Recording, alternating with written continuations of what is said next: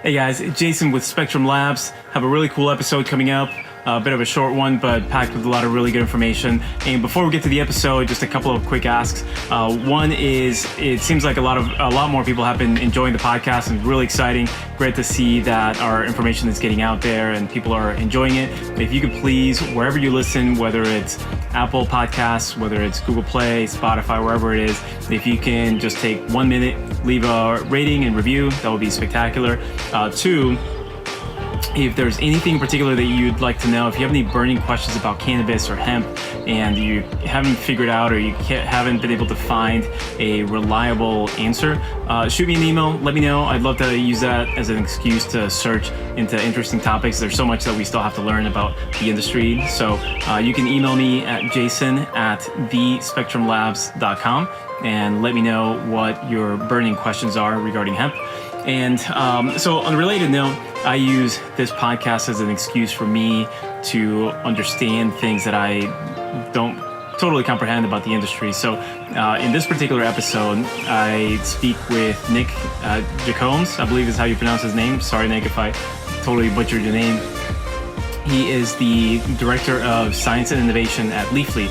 I became really interested by this company who is doing some really interesting things as far as putting information out there to the public about cannabis, about the differences between one strain compared to another, the terpene profile, which has come a long way from what the industry has been used to, which is here's Sativa, here's an Indica, and here's what that means. So that's not very relevant anymore. We have a lot more data. And so Leafly seems to be at the forefront of giving consumers the information about what each strain contains and the possible effects and the chemical composition of each of these different strains. So really fascinating. So we have a good conversation about how Nick, who's a neuroscientist, how he thinks about cannabis. I love talking to advocates. I also love talking to people like Nick, who is a scientist. He loves to understand data, objectivity, and what these things mean, and thinking into the future about how we can use this data, along with anecdotal evidence about how we can use it to the maximum effect and how we can discover more important information about cannabis and hemp. So anyway, good conversation all around. So I hope that you guys get some really good benefit out of it. So listen, share, and here is Nick Jikomes. All right, Nick, thank you for joining me so much on the hemp startup journey today. Hope you're having an awesome day so far. I am. Thank you for having me, Jason. Yeah. So I've been looking forward to this conversation for a little while. I've known about Leafly for a little bit. It sounds like you guys do some really good work, but I think you specifically are doing some really, really interesting things. But before we get into that, I always like to give context to the listeners about who I'm talking with. I always like to humanize a person, right? Like you yourself, you're a person. You're not just, a company or a machine. So we'll start talking about a couple things there quickly. When you're at whatever it is, I don't know, party or networking event, and somebody says, "Hey, Nick, nice to meet you. What do you do?" What's your response to that? I often say I work in the legal cannabis or the legal marijuana industry. Depending on where I'm at, people are usually very excited and interested to hear that no matter where they are. I often say legal cannabis industry before I say Leafly, just in case someone's not familiar with the cannabis industry, although many people, both in the industry and outside the industry, actually do know Leafly and do love Leafly. So oftentimes, even a stranger will recognize Leafly when I mention it. Sometimes, depending on where I'm at, like if I go home to visit my parents, for example, I'll say the marijuana industry, just because even the word cannabis is unfamiliar to some people. Right. But no matter where I'm at, no matter what type of person I'm talking to, people get really excited that they're talking to someone from the legal cannabis or legal marijuana industry. It's a very exciting area. It's a very intriguing area. And I think people get doubly excited by the fact that someone out of academia like me actually went into the cannabis industry, and people are always pretty intrigued by that. Mm-hmm. When we were first opening up our extraction company and we were interviewing people, there were some folks from the whether it was medical or the scientific world, who were really hesitant to be associated with anything related to cannabis. Did you ever get that from like schoolmates or family or anything like that? A little bit, yes, but mostly no. No? Okay. So when I came into the industry, it was 2016. It was the summer of 2016 when I decided and actually left academia after I finished my PhD. Instead of going on to do a postdoc, I decided to go into industry. I decided to go to Leafly and go into the cannabis industry in particular. And at the time I made that decision, I was pretty nervous about how people would react. I was nervous about how some of my colleagues and friends in academia would react because I was not staying in academia. I was a little bit nervous about how family might react to going into the legal cannabis industry, which was at that time extremely new. It's still new and it's still growing, but at that time it was very new. But actually, the response I tended to get from most people was excitement and intrigue. Even people, even family members that I would see, at a Christmas party once a year, and I had no idea what their thoughts or their relationship to cannabis was. I was pleasantly surprised to see that they were very much excited to hear that I was going in that direction. And it was very positive overall. And it was an exciting change, even though I was a little bit nervous at first. I think, in academia, there's a strong push to, oftentimes there's a lot of pressure to stay in academia. So there was a little bit of, I did have a couple people react in a very curious way to why I would be going into the marijuana industry and be going to a private company. But, at the time that I left, and certainly since then, it's become much, much more common for people with my background, which is in neuroscience, anyone with a quantitative background or a science background, to actually not go into academia and start going into industry, and in particular into data science. Gotcha. Okay, good. So no broken relationships or anything like that because you went to cannabis. That's no, good. Absolutely not. In fact, at this point, the one of the newer things that is starting to come onto my plate is I have quite a few people that I used to work with or used to know while I was doing research in academia asking me, how did you make the transition? What advice can you give me as I try to make a transition out of academia? That's actually the most common conversation I have at this point. That's cool. So another question for context here. So can you explain what neuroscience is and what do you do, or what does a neuroscientist do? Yeah, absolutely. So I spent about 5 years working on a PhD in systems neuroscience. And before that, I did a bachelor's degree in both genetics and neuroscience at the University of Wisconsin. So I did my undergraduate studies in the biological sciences. And then I went to Harvard University and worked at Harvard Medical School for my PhD for another 5 years. And when you go to graduate school to do research at a PhD level, it's very different from school as most people would think about it. So in the first year, you're taking some classes, and you're spending about half of your time doing coursework and learning from professors and learning from textbooks. But the other half of your time, you're rotating between laboratories and actually doing hands-on basic research or applied research in those laboratories. And then after your first year, that is all you do. It's a 100% full-time job to do research as part of a program like that. So what I was doing, 99% of the time was I was going to the lab every day. I was designing and running experiments. I was analyzing data and crunching the numbers. And I was thinking about very, very big problems in neuroscience. In particular, I was understanding or attempting to understand the neuroscience of motivation. How is it that an animal's brain can be wired up to actually create motivations? In particular, I was looking at feeding behavior and the hunger drive. So what is it about the brain and about the structure of the brain that allows an animal to get hungry, to learn how to respond to its environment in order to satisfy that basic need? And how do the instinctual parts of the brain connect to the learning and memory parts of the brain in order to achieve that? So thinking about the networks and circuits in the brain that allow an animal to learn and behave in an intelligent way based on its instincts and based on what it learns. And that's it in a nutshell. Mm-hmm. And does that, I would imagine that has a lot of carryover to what you do now with cannabis. Is there a lot of carryover there? There actually was a lot of carryover from my life in the lab as a PhD student to my life at a startup in the cannabis industry at multiple levels. And this is something I didn't actually recognize until after I made the jump. So, working in a lab as a PhD student or as a postdoc is actually very much like working at a startup in many ways. Labs in academia are basically startups themselves. They're almost like small little companies in their own kind of way.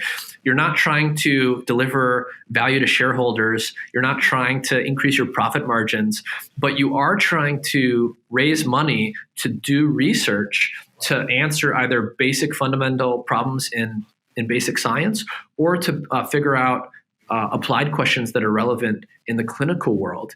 And it's fun. It's exciting. It's a lot of work. You have to think on your feet. You're dealing with problems that are literally unsolved, that no one's ever had to deal with before. You have to learn new things. You have to wear a lot of hats. You have to have a lot of skills, and you have to be highly adaptable. And those are things you need to be successful in the lab environment, and they're things you need to be successful in the startup environment. So there was a lot of carryover in that sense. And then, of course, what I was studying as a neuroscientist was not cannabis, but a lot of the things that I was studying in terms of how the brain responds to the world, and a lot of the skills I was building in terms of the analytical and data science techniques and skill sets that I was learning actually do translate into my role at Leafly and into the startup world in a very big way. Got it. Okay. So let's talk about Leafly. And one of the reasons that I started to learn a little bit about your company is because of the cannabis guide that you guys released. When did you release that? We released that last October.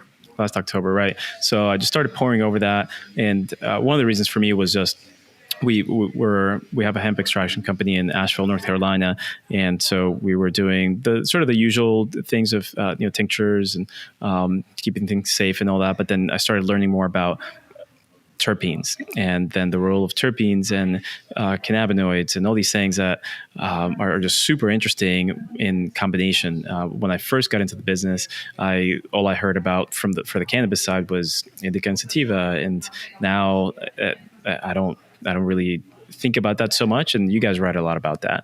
But just to start this conversation, what was the catalyst for this new cannabis guide? Because it seems like it was, I didn't see the previous version, but it seems like it was pretty different from your previous or 1.0 version. Yes, and that's a good way of putting it. The 1.0 version, which is what Leafly started with 10 years ago, is based on the traditional cultural knowledge in the cannabis industry and in the cannabis space that really we inherited from an era of prohibition, an era where you did not have access to real research and real data that allowed you to understand cannabis and understand the plant and the products at the level that you really need to understand them. And that's the level you want to understand these things is from the inside out. And so I knew coming in that if we could partner with the right people and if we could get the right data to understand the cannabis at the level of chemistry, to understand the inside of cannabis and understand it from there, that would be a powerful new way to be able to do all the things that everybody's trying to do in the space. And all of it centers around the ability to understand and predict the types of feelings and the types of effects that a cannabis consumer is going to get in response to a particular product consumed in a particular way. The more that we can help consumers understand that for themselves, the more successful we're going to be as a company. And that's true for Leafly. That's true for producers actually making consumable products. That's true for almost anyone in the space. That's sort of the underlying fundamental problem of the industry, and it's really hard. And part of the reason it's been so hard has to do with a few different things. One, historically, most people, most of the time, whether it's a consumer or a company or anyone, has not had access to real, objective, verifiable data that tells you about the chemical formulation of these products and how they're affecting people. The other thing that makes it super difficult is that everybody responds to cannabis in a different way. When we talk about the effects that cannabis has, especially the psychoactive effects, we're talking about a domain of experience that is inherently subjective and hard to talk about and hard to pinpoint. And so what's really exciting to me is to try and combine these two streams of information, the subjective effects that people can tell us about And at Leafly, they can tell us that in very large numbers through reviews and other things. And combine that with the objective data that comes to us on the science side, that comes to us about integrating with our lab partners and understanding the chemistry of the plant and these products, and combining those two things in powerful new ways to really understand and pinpoint what's going on. And we're really just at day one of doing that. I think, I see cannabis, the cannabis guide, and what we did in October as day one for Leafly and day one for this new era of cannabis, rather than, something that's finished.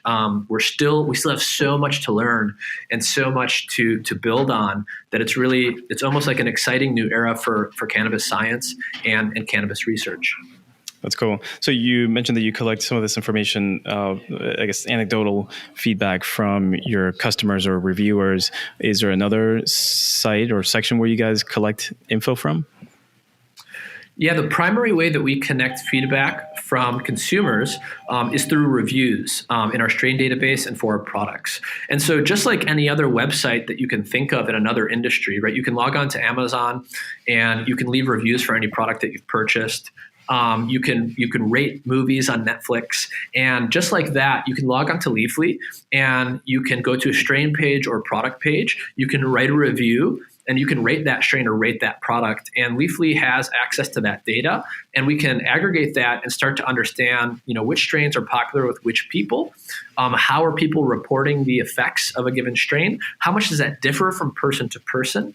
And so on and so forth. And that's super important because of the subjective nature of the effects of cannabis. You and I could both consume the same product at the same dose at the same time and still have different effects because each of us has our own unique biology, our own unique endocannabinoid system that determines how we respond to cannabis products. So I think it's super important to combine the subjective and the objective when it comes to trying to understand cannabis completely. So the subjective side is what people say about how they specifically felt when they consumed a product or they tried a product. And the objective is the data about the chemistry of that product, about all of the other stuff that we can really measure and pinpoint precisely. And I think it's going to take both of those two things to really truly create an experience where we can make the most precise and most informative and most trustworthy recommendations to consumers. Yeah, I think that kind of makes my head spin because, like you're saying, you're very right that you and I can both be taking the same thing, same strain, and we can have different responses to it. So, is the value in, let's say, the reviews in like the top of the bell curve where most people indicate that they had some sort of a reaction to, how do you reconcile those possible two or multiple extremes of how somebody responds to the same exact product? Yeah, that's a great question. And so I think of it from a few different angles. So the first angle to think of it through is just what we traditionally see on the internet, on any other major e-commerce platform or website that you might be familiar with. So if you think about, something like Amazon where you're purchasing products, if you think about something like Netflix where you're, consuming movies and television shows, each of the experiences there on each of those platforms is highly personalized. And what that means is that, if I log into Netflix and you log into Netflix, we don't see the exact same thing. We actually see unique experiences that have been tuned to us as individuals based on what we've watched, based on what we've liked, based on the feedback we've given the platform about what worked best for us. So that way, those companies can say, well, people like you like these movies. So if you like movies A, B, and C, they're going to look at all the other people that also like movies A, B, and C. They're going to see what other movies or TV shows they're watching, and they're going to say, you should watch this other show next because there's a really good chance you're going to love it because other people that are similar to you in their movie or TV show tastes also like that. Ditto for Amazon. So that's the first way we can start to think about this. If someone logs onto Leafly, based on the reviews they've left and the ratings they've left for strains, for products, for dispensaries, we can do similar things. People who've rated strains similar to the way that you've rated them also like these strains or these products. But we actually have to keep going deeper than that because cannabis is so unique and so interesting in different ways because of the unique subjective effects that it has, right? This is a consumable product that has potent psychoactive effects. So it's very different from most of the other things that are out there in the world, including movies and including other things that people are more familiar with. And so that's why we have to layer in new information And that's what we started to do with the Cannabis Guide. So that's working with labs to bring in the data points and the science of the chemistry of these products, learning more about how the different chemistries actually relate to the different reactions that people report when they leave reviews, tying reviews to specific products with verified chemical compositions. All of this stuff is actually going to make that first set of reviews even more precise.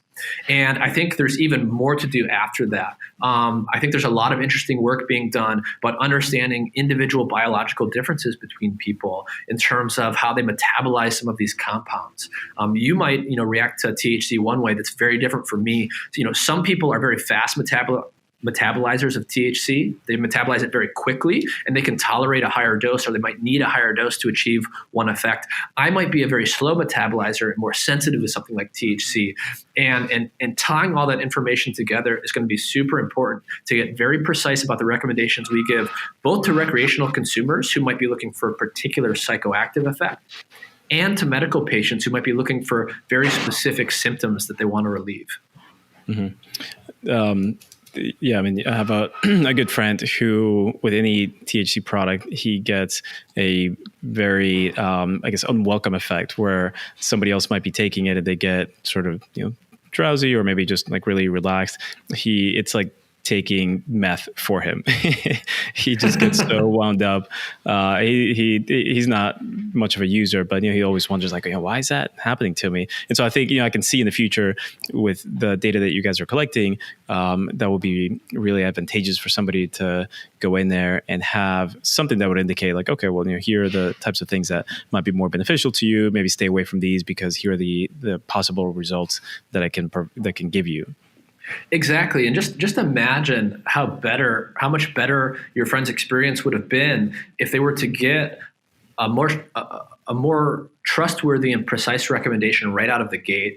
So most likely what happened is, this person might be someone who's especially sensitive to THC, but guess what? The vast majority of cannabis products that are out there and that have been out there historically are THC dominant products. They have high THC levels and they have very low levels oftentimes of other cannabinoids or other compounds.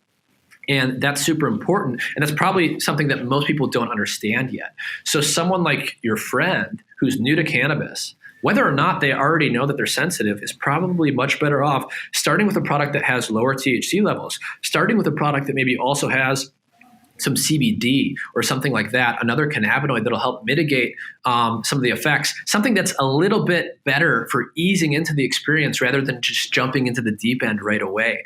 And because that knowledge and that education hasn't gotten out to most consumers yet, most consumers are really just taking the recommendation of their friend or the recommendation of a bud tender. And those recommendations are not always as well informed as we would like them to be. Yeah. So there is certainly value in what you guys are working on and the information for the end consumer. Is there some value for someone like me in the extraction world, or we have a retail shop as well? Is there any way that we could use information that you guys are gathering? Yes, absolutely. I think there's a lot of exciting ways you can use it. And as a lead into that, I want to describe some of the things that we've seen and we've discovered at Leafly using the new Cannabis Guide.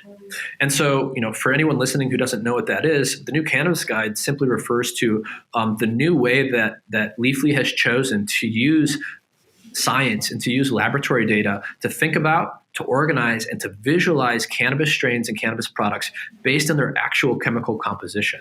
And so if you log on to Leafly, whether that's the app or leafly.com, you can go to our strain database, for example, and you can look at two different strains. Let's just pick two popular strains to use as examples.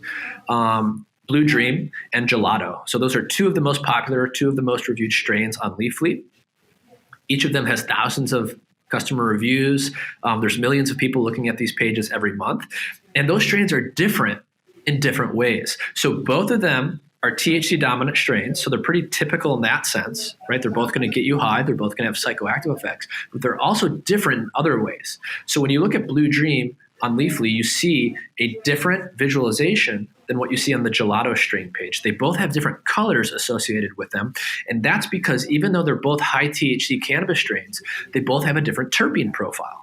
And what that's going to mean is that they're going to smell different, they're going to taste different, and they might even feel different, even though they're both high THC strains. And that's because terpenes are this other class of really interesting chemical compounds that most people don't really know about yet. And they're dictating a lot of the sensory qualities of that cannabis, how it smells. When you pick up cannabis and you smell it, it has a really unique, really pleasant aroma for most people. And what a lot of people out there don't realize is that there's different types of cannabis from a chemical perspective. It's not all the same. So there's different chemistries out there. They're going to have different smells, different tastes, and different effects. And something like Blue Dream has a different chemistry than something like Gelato. It has a different terpene profile. And you have to start to understand and you have to start to see that in order to figure out what the best type of cannabis is for you. It's not one size fits all. Not every cannabis strain, not every cannabis product is the same. Some strains have high THC, some strains have high CBD, some strains have a little bit of both. Some strains have one terpene profile, some strains have a different terpene profile. And part of our goal at Leafly from a data science perspective is to figure out how to match the right person to the right type of product based on that person's feedback and that product's unique chemistry.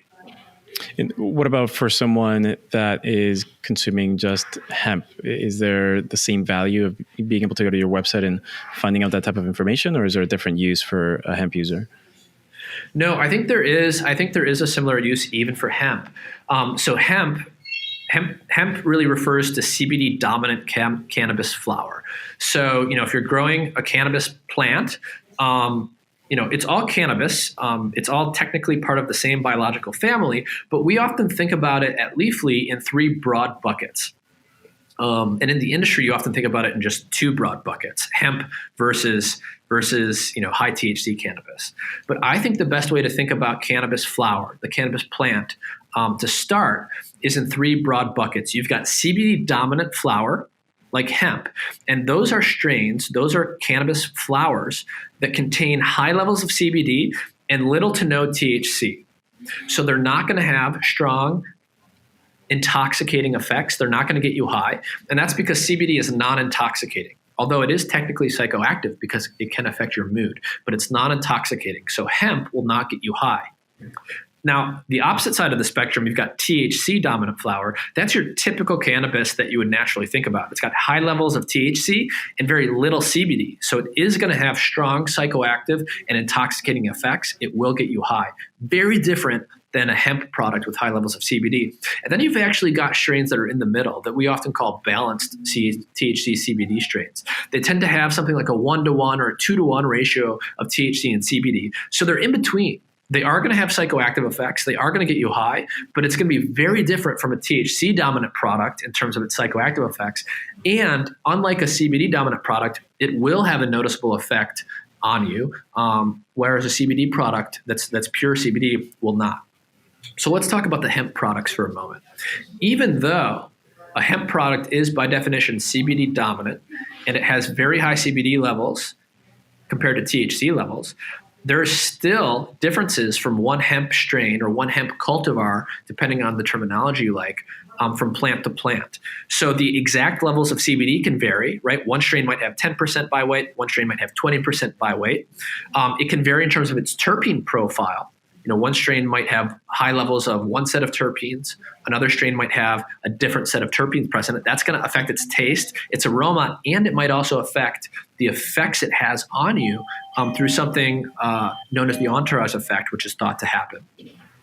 And it could also have minor cannabinoids present beyond just CBD or THC, and that's something that we can talk about as well. So hemp can be different from one strain to the other, although it is not as chemically diverse as the THC dominant strains that you see out there, because people haven't spent as much time historically breeding the same level of diversity into those hemp strains. Although I think you're going to start seeing that more and more. So it will actually become more important to understand that as we go on over time.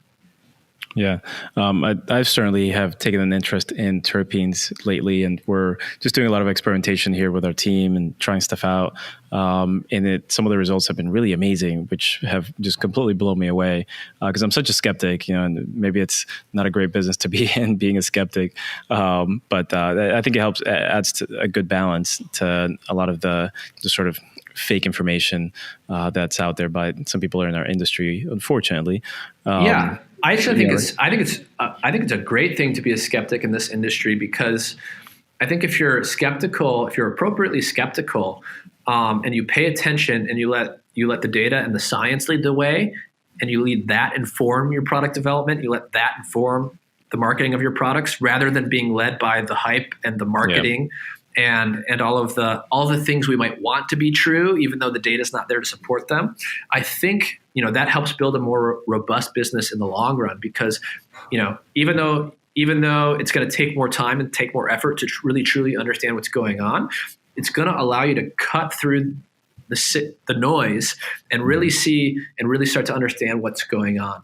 And I think that's ultimately going to make better products for consumers, and it's ultimately going to make better forms of technology that everyone can use.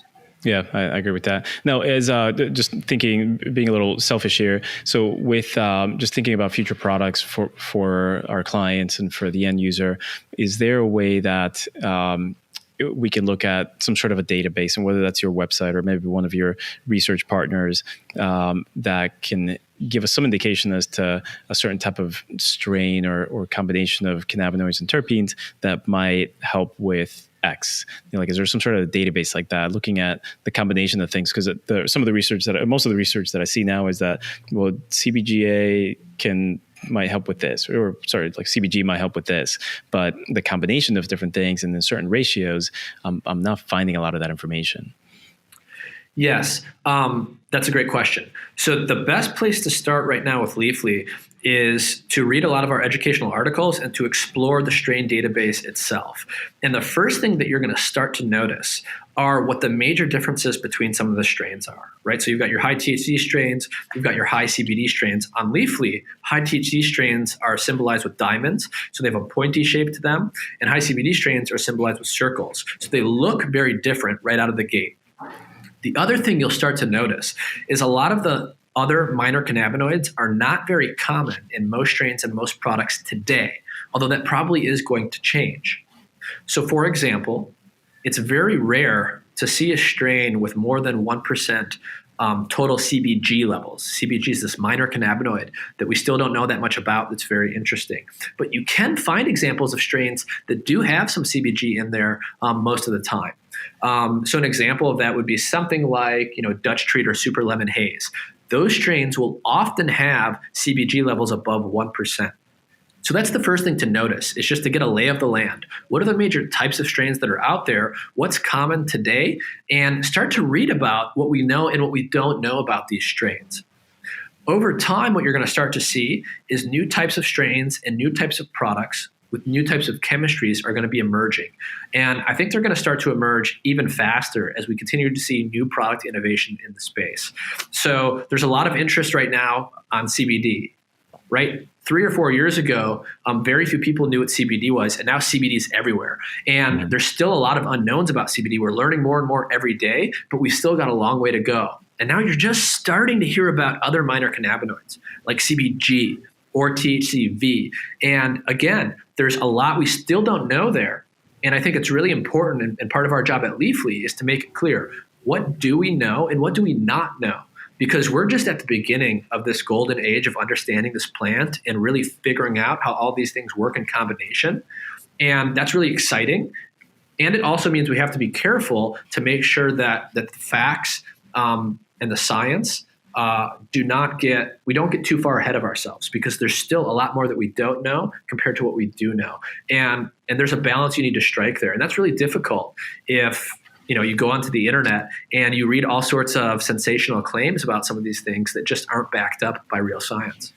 Yeah, I think I saw recently that the FDA was hitting up a few companies for claiming that CBD could kill coronavirus or something like that. That's total BS. Just amazing how some people will just take advantage of people at the most opportune times for them. Now the best times for somebody that is susceptible to that.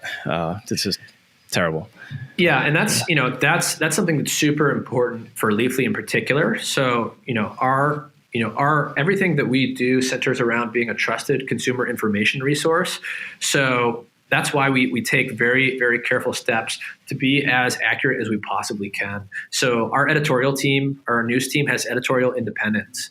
And they operate with that independence so that we can bring them, breaking news and new information in the most objective and the most rigorous way possible. So we've got really talented journalists at Leafly that are constantly breaking news and constantly trying to fact check what's out there and bring that to people as quickly as possible, because there is a lot of bogus stuff that goes out there onto the internet, as we all know.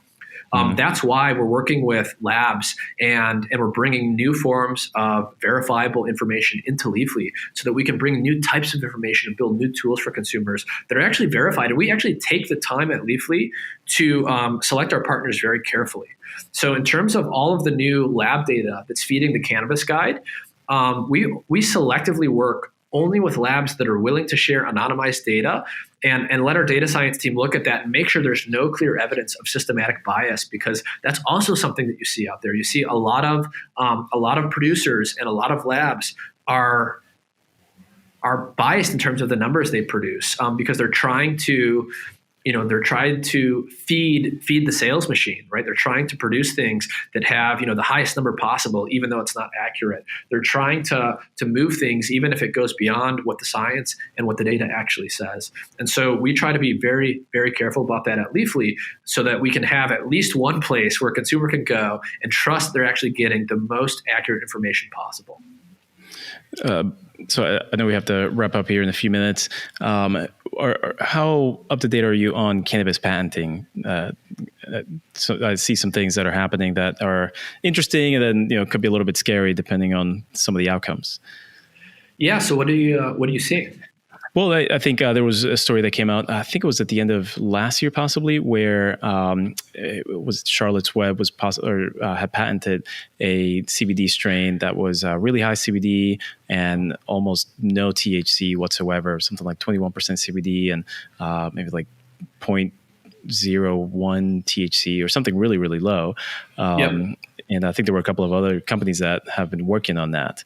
And it sounds really interesting. I think for a business, good for them. I think for the rest of the industry, that could be really interesting because there's so many mixed strains. So where does that line end? That if you grow something that was a child of that mother plant and then combined with something else, can you not use that? Those are things that I don't know. That I just wonder what the repercussions could be for the industry.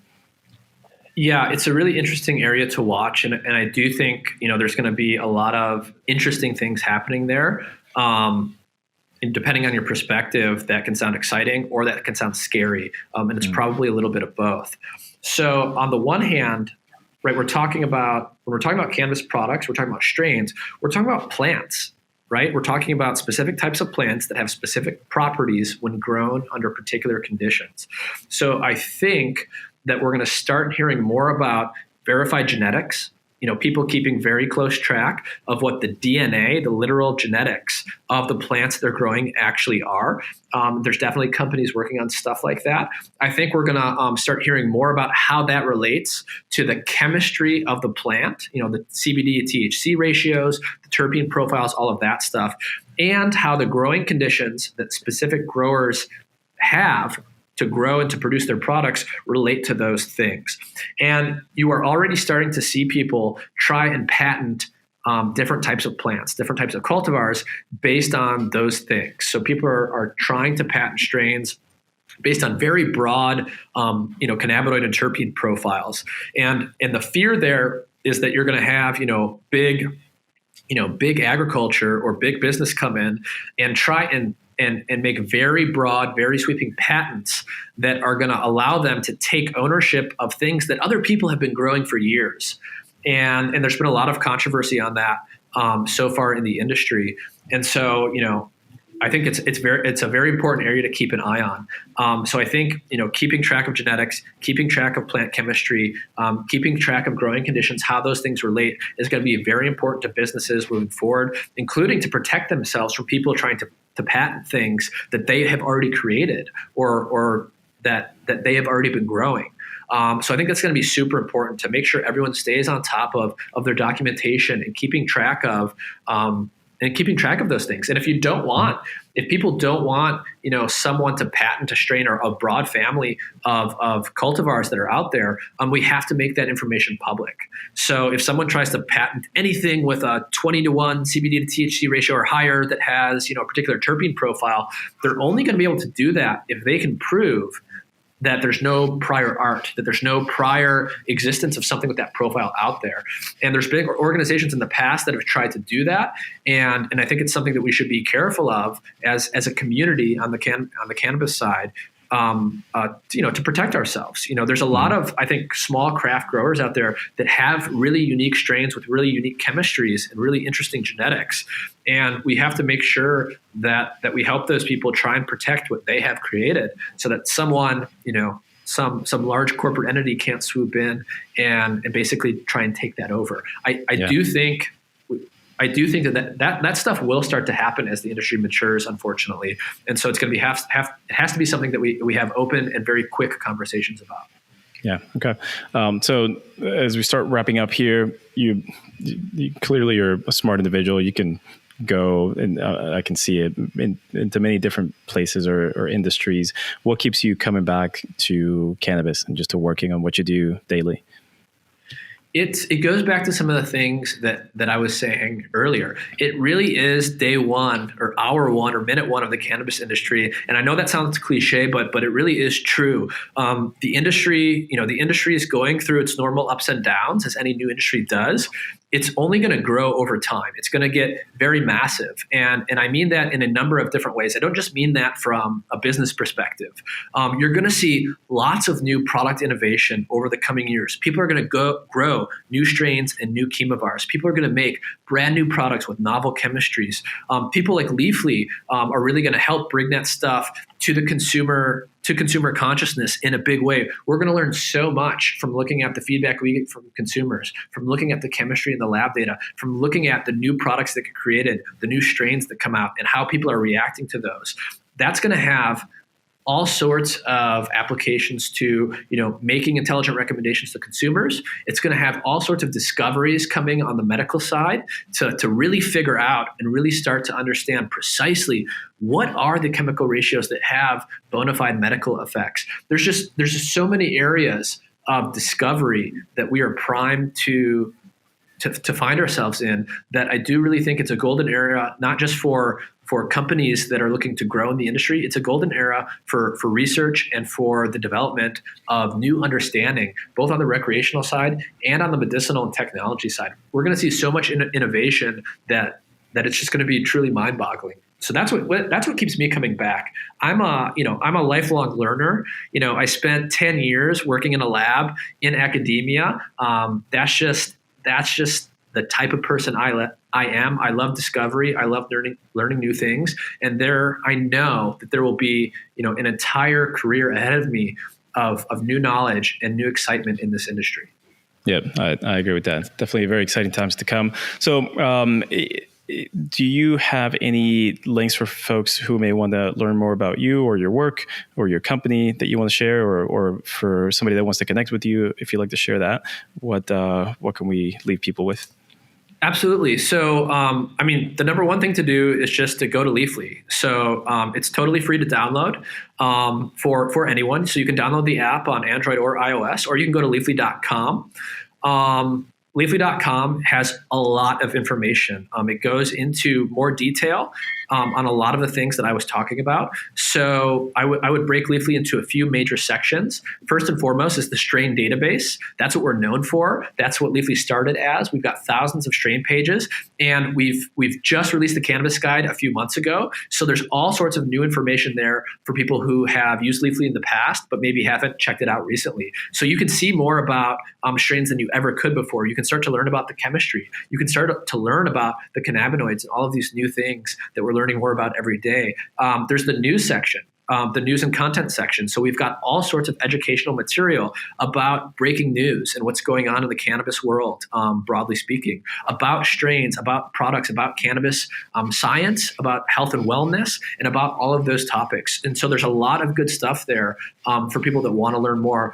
I've written some articles myself on Leafly, so you can check those out. But there's a lot of great material written by our content team for almost any topic that you can think about with cannabis. And then also, Leafly is a place where you can discover products that are actually available nearby if you live in a place where they're legal for purchase. So you can learn about cannabis, you can learn about strains, and we can help you figure out what strains might be around or what products might be around that you can go check out at your dispensary. And even in some places, order online right at Leafly. So I would encourage people to do that. And they can also check out my social media. So at Trikomes, Trikomes. And I try to post cool new stuff that Leafly's doing or new stuff in the cannabis research world whenever I can. Yeah, I definitely encourage people to go check that out. You have some cool things that you share, whether your writings or from other people that are talking about really interesting things. So I will put those links in the show notes on our website. And so, Nick, thank you so much. You gave me a headache with all the information that you put out here. Really good information. So thank you for sharing your knowledge and for what you're doing for this cannabis industry. Thank you, Jason. I love talking with you, so I appreciate the opportunity. Hey guys, and before you go, this is Jason from Spectrum Labs. Please be sure to visit us on the web at thespectrumlabs.com for any show notes and links discussed in the podcast. Also, remember to click the subscribe button wherever you may be listening from so you get notified when our next episode comes out. And tune in next show and have a fantastic day.